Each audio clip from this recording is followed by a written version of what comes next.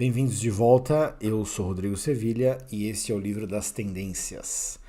Hoje nós vamos falar de uma série de televisão, uma série da Disney, né, na verdade, que se chama Ahsoka. E eu tenho um problema com esse nome porque eu falo Ahsoka toda hora. Fica muito feio, né? Então eu vou tentar falar Ahsoka aqui durante todo este vídeo. E é uma série lá que é baseada no Star Wars, né? Eu achei bem chinfrim, mas como as pessoas estão assistindo, e este aqui é o livro das tendências, então eu tive que assistir porque eu quero comentar o que está acontecendo, né? O que as pessoas estão assistindo, lendo, etc. Já tem um artigo no meu site publicado, se chama Um Cheque Sem Fundo, Ahsoka, por Dave Filoni, que é o diretor. Sempre foi verdade que os artistas, sendo também seres necessitados de recursos para subsistir, precisaram vender os seus serviços. O artista puro é o nosso Deus, que a tudo cria por ato amoroso, sem de nada necessitar para produzir a sua arte. Abaixo dele, em especial neste mundo decaído, as coisas são bem diferentes. E faz parte da missão de um bom artista saber equilibrar os seus diversos interesses, a saber, os ligados à qualidade artística da sua obra com os ligados aos seus meios de subsistir. Então todo artista que quer ter sucesso, ele tem um problema para resolver. Ele tem que fazer duas coisas, né? Ele tem que fazer uma arte de qualidade, qualquer que seja a sua arte, tá? Ele tem que fazer uma arte de qualidade e ele tem que se virar com os produtos disso, da sua arte. Ou seja, tem que conseguir sobreviver com isso, de algum modo, né? Então são interesses diferentes, mas eles têm que funcionar juntos. Porque se um lado funcionar e o outro não, ele vai ter problemas. Ou ele vai trair a qualidade artística, ou ele vai trair o interesse material de sobrevivência que ele tem, tá? Aí vale a pena você pensar lá no Ikigai, que é a virtude japonesa de um trabalho bem feito, que reúne 4 elementos, na verdade, né? Paixão, competência, reconhecimento e recompensa. Um bom artista quer tudo isso junto, e aí tem que encontrar um equilíbrio entre essas coisas, que às vezes é difícil de encontrar, inclusive. Talvez um George Lucas tenha sabido encontrar seu equilíbrio ideal com Star Wars, os filmes, né, por exemplo. Mas o que dizer dos atuais contratados da Disney, os artistas que trabalham para a Disney hoje? Poderiam eles, mesmo que quisessem, fazer a sua melhor arte quando precisam atender a interesses corporativos tão mais complexos? Antes, alguém precisava apenas comer e beber, vestir roupas e morar sob um teto. Hoje, a diretoria de uma corporação precisa justificar seus números no fechamento do último quarter diante de um conselho de administração que representa os vastos e diversos interesses dos acionistas. Então tem uma questão social aqui, você entende? Quando você tem um cara que nem o George Lucas, por mais complexa que tenha sido a produção dos primeiros filmes lá que ele fez na década de 70, dava para ser um artista mais responsável no sentido de que o problema material, econômico, era mais simples de resolver do que hoje. Tá? Hoje a Disney vai fazer um filme, vai produzir um filme, ela tem que justificar aquilo dentro de uma massa burocrática, de uma máquina burocrática enorme, entendeu? Com vários departamentos, aí tem o interesse dos acionistas, tem o interesse do departamento jurídico, que não quer ter processo, tem o interesse do marketing, que quer saber como é que a gente vai vender mais bonequinho. Então, por exemplo, eu preciso de um personagem inútil para a história, que o roteirista não teria o que fazer com ele, mas eu preciso que invente porque eu quero vender bonequinho. É o interesse do departamento de marketing. Aí você chega pro roteirista, que em tese é um artista, né, que quer fazer uma coisa bem feita, aí você fala para ele colocar coisa lá que não precisava ter. O negócio vai ter mais personagens do que precisa, personagens inúteis, locais inúteis, passagens inúteis, vai ter uma extensão talvez maior do que deveria, e assim por diante. Então, quanto mais essa máquina gigantesca, corporativa, tenta realizar os seus objetivos, mais os artistas ficam pressionados. É complexo. Ahsoka, a recente série da Disney, parece uma promessa falhada, não cumprida. É claro que os acionistas da Disney querem uma novela que se estenda o máximo possível. E isso impede que qualquer história mais substancial seja contada. Já vimos isso antes. Tudo tem que ficar para depois. Sentimos-nos enrolados. E aqui é importante explicar isso aí para as pessoas entenderem. Vamos supor que você gosta de Star Wars. Tá? Eu, por exemplo, até que gosto. Os filmes eu achei legal, os filmes do Star Wars. E aí eu vou lá assistir. Tá bom. O que acontece comigo? Eu tenho uma expectativa. Quando você assiste uma série dessa e você fica no fim com aquela impressão de que te enrolaram, é porque teve uma história, mas ela não foi tão substancial quanto poderia ser. E é porque os caras querem te enrolar. Eles querem entregar pouca coisa pra fazer você voltar na segunda temporada, terceira temporada. Se eles puderem ter 200 temporadas, eles querem, porque é mais dinheiro. Entendeu? Aí você vai falar, pô, uma novela não é assim? É, mas a novela entra naquilo que eu acabei de falar. O bom artista sabe fazer isso aí. Por exemplo, um bom novelista, o que ele faz? Ele tem a medida do que ele precisa entregar e do que ele precisa reter, certo? Então, ele faz a história funcionar de um modo que você não sai frustrado. Esse tipo de série, pra mim, é uma experiência de frustração, porque parece que eles estão entregando muito pouco pra promessa, entendeu? Star Wars, que legal, vou me divertir a beça. Aí você chega lá, não foi bem assim. Gostei de Throne, e mais ainda de Skull. Tô falando de 2 personagens. Mas o primeiro é mais saudado por memórias do que por realizações, que na série foram medíocres até aqui. E o segundo é só um representante de um futuro possível. Ahsoka e sua aprendiz, como é mesmo o nome dela, são murchas, sem gosto e incompetentes. Onde estão as suas virtudes? Então é difícil você se torcer e se identificar com um pessoal que é muito ruim de serviço, sabe? Então, basta você ver a série, eu não vou falar muito aqui, não é por questão de spoiler, é porque eu não quero me estender. Porque aqui tem spoiler, tá? No livro das tendências tem spoiler. Então quem não quiser saber, já tem que parar aqui o vídeo e assiste a série e depois volta. Porque eu vou falar coisas que pode ser spoiler. Mas eu não vou ficar detalhando, tá? Basta você fazer uma análise, você vai ver que essas personagens são incompetentes, são muito ruins de serviço. Não dá nem pra acreditar as coisas que acontecem. Você fala, nossa, isso aqui tá ruim. É ruim ao ponto de você pensar que os escritores são ruins mesmo. Ou foram tão pressionados por aquela máquina gigantesca corporativa que quer ganhar dinheiro em cima deles, que eles até se atrapalham e não conseguem trabalhar direito. Eu não sei dizer. Tá? O máximo que acontece é que a Sabine, é esse o nome dela, eu acho que é o nome da assistente lá, da aprendiz da Ahsoka, ela falha no seu dilema moral de abrir mão do resgate do seu amigo Ezra para impedir que o Império tenha a chance de se reerguer com o retorno de Thrawn. Então agora eu vou falar da história, spoiler mesmo, né? Vou resumir, tá? Bem rapidinho aqui. Basicamente acabou lá o Império, o Imperador morreu, que na verdade não morreu, né? Tá tão bosteado Star Wars que nada, nem o passado funciona direito, né? Virou que nem eu disse que o Brasil é assim, né? Star Wars virou que nem o Brasil. No Brasil até o passado é incerto. E em Star Wars também.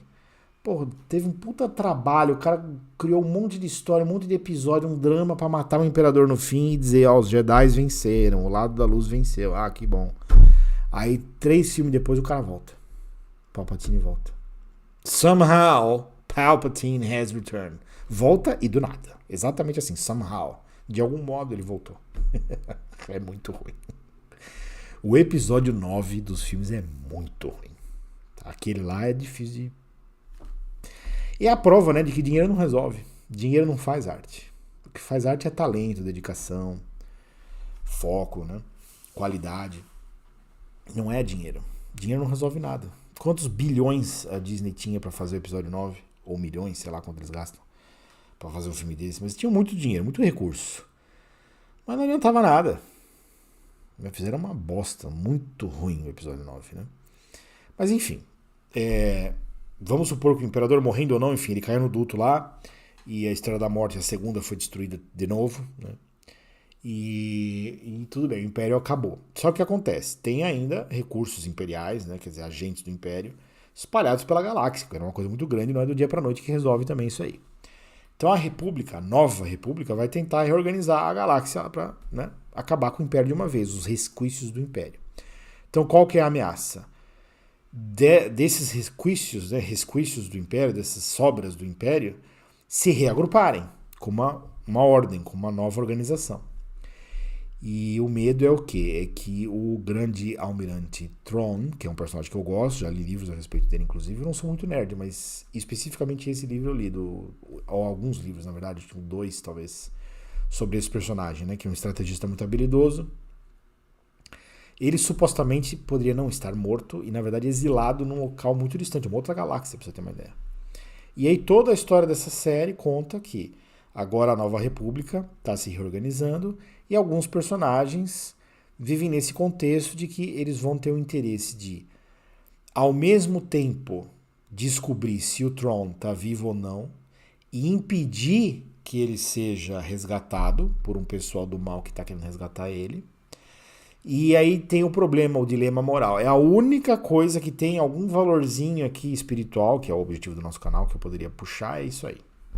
8 episódios, uma coisa só.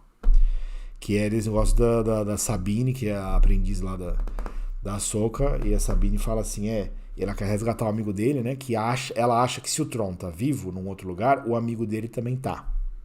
Porque eles tiveram uma batalha lá e teve um desfecho lá que o amigo também sumiu, foi dado como morto, exatamente como o Tron, mas agora, o Tron na verdade tá vivo, então o fulano também pode estar, que é o tal do Ezra, né? Então se o Tron tá vivo, o Ezra também pode estar, e aí tem esse dilema moral.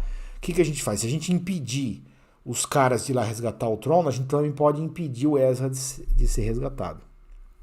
E adivinha o que acontece? O amor venceu, né? Como sempre acontece. A mulher, ela falha desastrosamente, mas eu já tenho uma ideia de porquê. A Sabine, né? Ela falha no dilema moral e ela acha que pode botar a galáxia, né? A galáxia em risco por causa do amiguinho dela, que não é nem namorado dela, parece que tipo um amigo, sei lá, não tô falando nada contra a amizade, mas assim, né? A amizade supostamente é uma coisa que deixa você mais relaxado.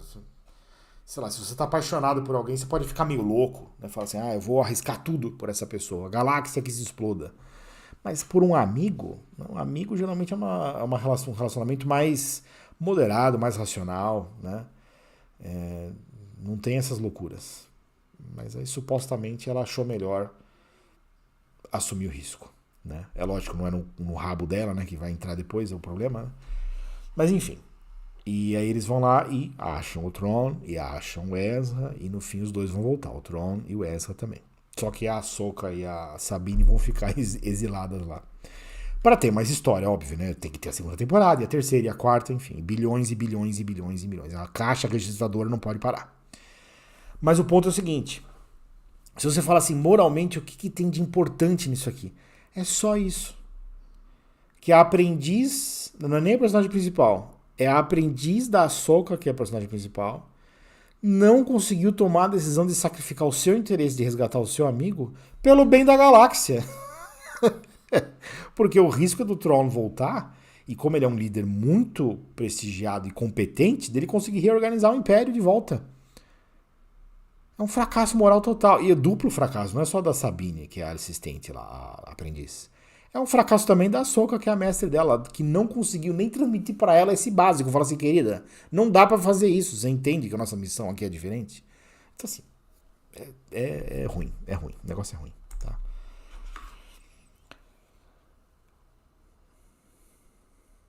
Apesar de tudo, não posso dizer que a série é ruim. Eu acabei de falar que é ruim, mas não posso falar que a série é ruim espiritualmente falando. A coisa mais grave na mitologia de Star Wars... Só deixa eu explicar, né? Que eu falei que é ruim, agora eu tô lendo que não é ruim. Não é ruim no pior sentido possível, que eu já vou falar qual que é agora. A coisa mais grave na mitologia de Star Wars sempre foi a adesão ao misticismo da ideia de mistura de luz e trevas através dos conceitos dos dois lados da força. Mas isso não faz parte da temática de Ahsoka. Eles resolvem a questão? Também não. Não mexe nisso, simplesmente. A esperança estaria em Skoll. Esperança do quê? De tratar desse tema, que é o tema importante de Star Wars. Deixa eu fazer um parênteses aqui. O tema importante de Star Wars é esse. Existe a força, que é essa coisa misteriosa que ordena, né, toda a existência, então todo o universo, enfim. E essa força ela tem dois lados, o lado da luz e o lado escuro, né, o lado das trevas. E isso é o dualismo que serve a todo tipo de desgraça espiritual que você pode imaginar. É uma das piores coisas entre as tradições humanas, é essa ideia de mistura de luz e trevas. Tá? É o diabo que precisa disso, convencer as pessoas disso, para que ele continue tendo o seu impériozinho de 15 minutos aqui nessa terra. E isso é forte no Star Wars, porém, essa série não tratou desse assunto. Só que tem um personagem que é o tal do Skoll, que poderia dar-nos uma esperança de tratativa desse tema, e é isso que eu vou me referir agora. A esperança estaria em Skoll. Ele parece condenar o ciclo das existências, o que indiretamente poderia significar uma denúncia contra o Ouroboros. Eu não me importaria se essa hipótese viesse por meio da sua conversão numa espécie de super vilão apocalíptico. Talvez algo tão perigoso que forçaria até os lados da luz e das sombras, Ahsoka e Thrawn, talvez. Talvez ao ponto de justificar a ação de Sabine, no fim das contas, a se aliar contra essa nova ameaça. A Disney já nos acostumou com essa ideia de classificar os autores do fim do mundo como vilões. Exemplos das franquias da Marvel, Ultron, Hela, Thanos, etc. Hela não, ela, né? Eu não sei como chamar, enfim. Afinal, esses cabalistas não odeiam Jesus Cristo? Ele não é o vilão mor contra o sistema da besta? Eles não temem o retorno do rei que está vindo para destruir o império da mentira? Então o que eu estou dizendo aqui é o seguinte, na cultura da Disney lá, que eles já mostraram nos filmes deles, nas histórias deles, é o seguinte, o vilão é sempre o cara que está vindo para destruir o mundo. E os Illuminati, os ocultistas, os esotéricos, etc., satanistas, essa gente toda, eles têm essa fantasia de fazer uma magia, ou enfim, uma série de encantamentos, magias e providências para impedir ou adiar pelo menos o fim do mundo. Eles querem adiar o retorno do rei, que é Jesus Cristo, para destruir com tudo isso e fazer uma nova criação. Então, é óbvio, o lado da Disney, se o Skoll, que é o personagem que eu estou falando, que ele em algumas falas dá a entender que ele é contra esse negócio do ciclo, né? Vem os Jedi e salvam tudo, aí vem o Sith e destrói tudo, aí vem os Jedi e salva tudo, aí vem o Sith e destrói tudo. Então o ciclo, né? Luz e trevas, misturado, né? Ele parece estar meio de saco cheio disso. Eu gostei disso daí nesse personagem. Eu falei, opa, isso aí é legal. O que é isso aí? Só que eles não mostram, porque esse é o problema. É por isso que é um cheque sem fundo. Você vai lá depositar, não tem nada, não tem fundo o cheque, voltou. É um borrachudo. Não tinha nada no cheque. Cadê? Não tem. O que importava pra mim não tem. Poderia ser isso. O Skoll fala assim, não, peraí, eu vou acabar com esse ciclo aqui. Como que ele poderia acabar com o ciclo? Ele poderia se tornar esse super vilão. Típico da Marvel. Um cara que vai chegar e falar, agora acabou tudo, eu vou destruir tudo. E vai acabar o problema do conflito de luz e trevas. E aí, justificando até esse misticismo cabalista aí da mistura de luz e trevas, a Disney resolveria dessa forma, né? Os roteiristas. Eles colocariam assim, agora é o seguinte, a ameaça desse Skoll é tão ruim, é um negócio, uma desgraça tão grande que agora os lados da luz e das trevas vão se unir para derrotar esse mal maior. Ou seja, poderia ser a Ahsoka e o Thrawn se aliando para derrotar o Skoll. E aí, por que isso teria um efeito dramático na série que funcionaria melhor ainda? Porque isso justificaria o que a Sabine fez. O tal do amor venceu. Por quê? Ela fez a cagada burrada, que não faz sentido nenhum, de ir lá querer, pra salvar o amigo dela, botar às custas disso, né, o sofrimento de toda a galáxia, porque o Thrawn voltaria para reorganizar o Império. Mas isso era o destino. Por quê? Porque o Thrawn tinha que ser resgatado para junto com a Ahsoka lá e... Ahsoka, falei, tá vendo? Eu tô tentando falar só Ahsoka, eu falei Ahsoka. Ela que se lasque também, esse nome do inferno. Então, o que eu tô querendo dizer é o seguinte, você entendeu como justificar? A Sabine fez uma cagada. Não fez, vai ser revelado no fim, ou seria, né, supostamente, que, na verdade, o Skoll viraria o grande vilão, que quer destruir tudo, tipo Apocalipse, tipo Jesus Cristo no fim dos tempos. E aí o lado da luz e o lado das trevas tem que se unir, né? Sei lá como, mas tem que se unir. Thrawn e a Ahsoka, né? E todo mundo ali para impedir o fim do mundo, para impedir o Skoll de destruir tudo, tá? Então essa seria uma solução narrativa para essa série e justificaria tudo, porque a Sabine, na verdade, com o ato dela de acreditar no resgate do seu amigo, salvou a galáxia, porque ela resgatando o Thrawn, ela acabou ajudando a galáxia a se salvar do Skoll, porque o Thrawn vai se aliar para... Né? Entendeu, né? A minha ideia? Mas Skoll ainda não se tornou nada, nem mesmo esse super vilão. E é claro que qualquer superação heróica dos lados da força já foi abandonada com a fraqueza moral de Luke Skywalker no episódio 8 de Star Wars.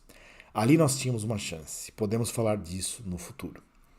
Então talvez um dia eu faça no livro das tendências todos os episódios de Star Wars, dos filmes. E no episódio 8 a gente pode falar, o Luke Skywalker em algum momento do episódio 8 parecia que ele ia dar essa alternativa para nós. Porque vocês lembram que ele fala, não sei para quem já assistiu, né, enfim, quem tá assistindo isso deve gostar de Star Wars, mas deve saber do que eu tô falando. O Luke Skywalker no episódio 8, Quando a fulana lá a Rey, né? Vai pedir treinamento pra ele fala assim, não tem treinamento. Esse negócio de Jedi não resolve nada também. Porque no fim é dos Jedi que sai o lado sombrio. E eu sei que o episódio 8 muita gente não gostou por várias razões, tá? Eu sei disso. E eu também até concordo com vários problemas lá que estão errados mesmo, né? Não deveria ter sido feito do jeito que foi, enfim, tudo bem.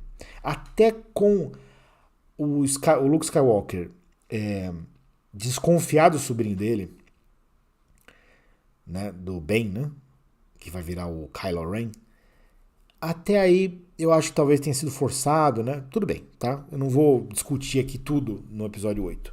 Mas especificamente esse ponto dele, de superar os Jedi e os Sith, era uma coisa que eu gostaria de ter visto no episódio 8. Eu gostei da possibilidade, mas aí eles soterraram porque no fim o Luke Skywalker voltou a ser o Jedi.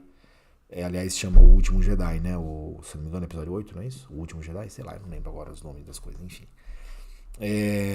Então, assim, poderia ser que o Skoll encarnasse essa solução contra os lados da luz e trevas, né? Essa dualidade.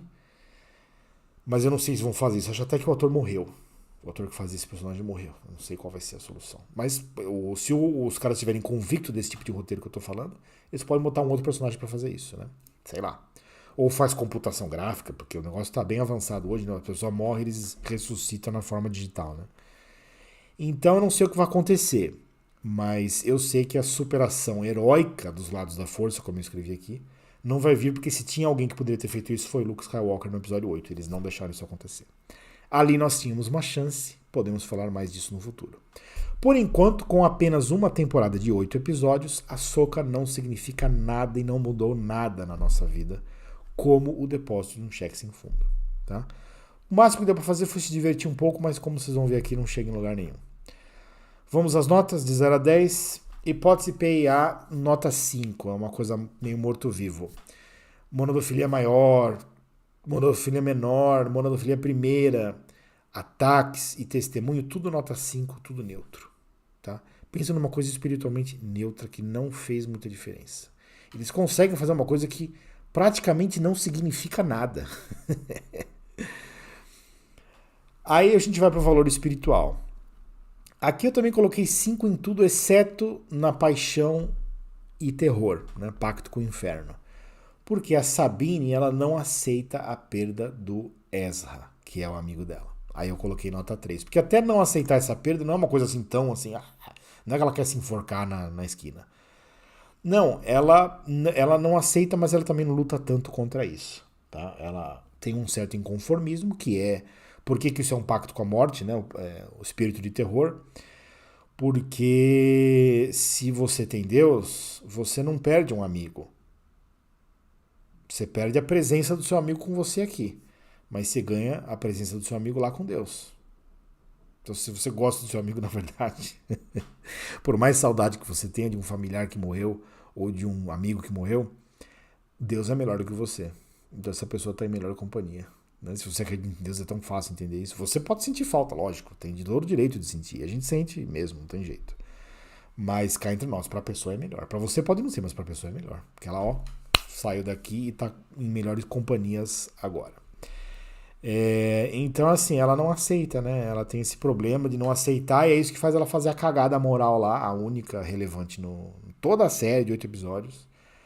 Que além das duas serem incompetentes, tanto a mestre quanto a aprendiz, elas são incompetentes mesmo, ainda tem essa cagada imoral que a menina vai lá e fala, não, eu vou lá resgatar o meu amigo, né? E aí bota tudo em risco, né? Então eu dei nota 3, tá? Para Paixão Terror. Nota espiritual 4.7. E aí vem para nota cultural. Eu coloquei inspiração moral estética 3. Por quê? Na parte de estética não dá para dizer que eles não fazem bem feito. Né? Efeitos especiais, fotografia e tal. Então dou nota 3. Informação eu coloquei 5 aqui porque é neutro, né? A nota 5 ela é neutra. Eu tenho que repensar nesses balanceamentos aqui, né? Então, por exemplo, quando eu falo inspiração moral nota 3, eu estou dizendo que está abaixo da média. Só não é 0 porque, como eu falei, tem uma fotografia, os efeitos especiais. Mas é uma série que tira a inspiração de mim, por isso que está abaixo de 5. Na parte da informação, 5. Nem me deu informação e também não me desinformou. E na parte de diversão eu dei nota 4. 4 quer dizer que não valeu a pena. Não valeu o tempo que eu assisti. Tá? Então a gente poderia colocar assim, pura perda de tempo é de 5 para baixo. E aí vai ficando cada vez pior, cada vez pior. De 5 até 7 você pode dizer que tudo bem, valeu o tempo. E de 7 para cima, na nota de diversão pelo menos, ou até a nota cultural, a nota final, pode querer dizer que se for um livro pode ser relido, ou se for uma série pode ser reassistido, se for um filme também. Tá? Então a nota cultural final, 4. Nota final geral, 4.6. Essa é a minha nota para essa série. 4.6. A nota do IMDb, que é o Internet Movie Database, é 7.7. Tá? Então, tá difícil eu concordar com a galera, mas por razões óbvias, eu tenho uma busca espiritual e aí quando você abre essas coisas aí, experimenta, né? Você vê o gosto é ruim mesmo, não presta pra muita coisa espiritualmente falando, então fica abaixo. Mas mesmo diversão eu dei nota 4, quer dizer, não, né? Pra mim nem divertido não foi, tá bom? Essa foi mais uma análise de tendências. Eu não sei qual vai ser a próxima série, mas eu sei que já tá no site. Quem quiser saber a pauta do YouTube tá lá no site, a pauta programada. Agradeço a todos que tenham assistido até aqui. Tem dúvidas, podem colocar nos comentários, fazer perguntas nos comentários, mandar por e-mail ou mensagem no grupo do WhatsApp. E também quero dizer que quem gosta de Star Wars deve pensar nessa hipótese, tá? De que o Tron tá voltando, na verdade, até para ajudar a salvar a galáxia de um mal maior, né? O inimigo do meu inimigo é meu amigo, vai ser meio que assim a solução. Ou poderia ser, eu acharia essa uma boa solução narrativa aqui, tá bom? Para essa série. Muito obrigado a todos e até a próxima, se Deus quiser. Tchau, tchau.